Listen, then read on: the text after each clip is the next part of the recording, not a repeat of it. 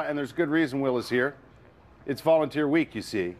Not just here in Ottawa, but across the country, and matter of fact, in other countries as well. That's right. Good to have you here. How are you? Thank you so much. Thanks for having us. I know you guys have been working hard getting ready for this week, right? For sure. Biggest for sure. week of the year for Volunteer Ottawa? Well, you know, we have a lot of big weeks, but this is one of them, yeah. Christmas is a really big time for volunteering, too. But we're trying to, you know, get the word out so people volunteer all year round. Yeah. Speaking of which, right off the hop, I'm sure there's a lot of people out there who have some time and would like to volunteer.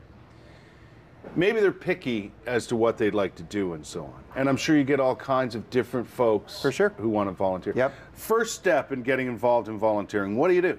Well, you know, we make it really easy. We've got a great interactive website that we've developed over the past few years, and you can go on the website. Hopefully they'll put it up here at the bottom. Yeah. And you can choose by, you know, where you live, or the kind of organization you want, or even by, you know, the kind of values that you have, and look at the kinds of organizations that have volunteer opportunities up on our site. We service about 300 organizations in the Ottawa area.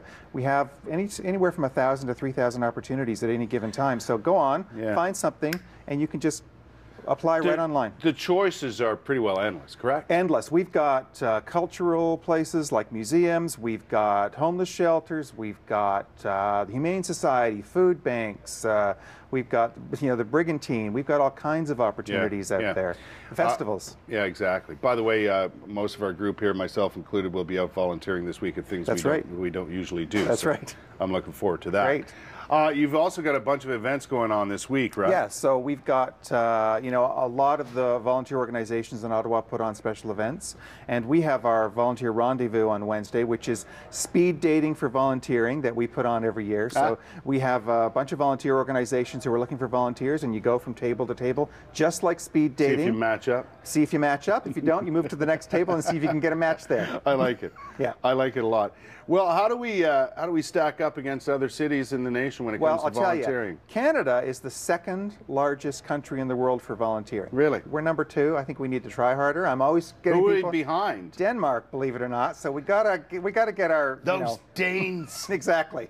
And Ottawa is the third largest city in Canada. I gotta think Calgary is in the top 3. Calgary's number 1. They always are, though. I have lived in Calgary, and I know how big their volunteering organization is. That's right. They're always number 1. Yeah, our sister organization in Calgary is really, really big. They get a lot of funding, though. So exactly. So they you know, they get to get ahead of us. Yeah. So we always need funding. Let me just say, we're always looking for funding. Exactly. Now, getting out and volunteering, we're seeing a lot of more kids do it, and one of the reasons they're doing it is because it's the 40 over 4. Yeah. In high school, it's a requirement. That's right. But you know what we're seeing statistically is right after high school, it's dropping off drastically, and that's a new statistic in the last like 10 years.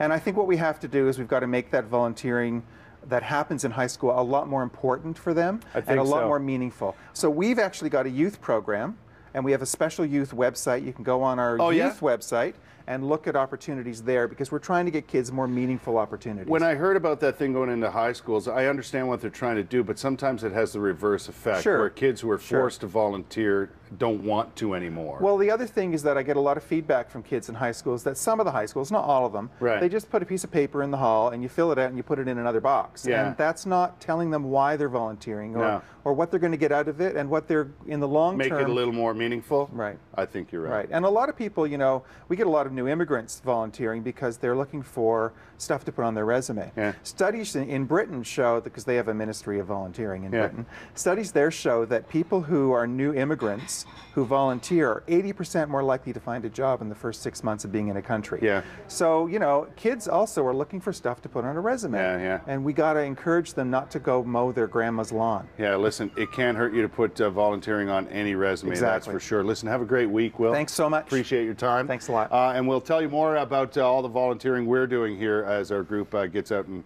about during the week.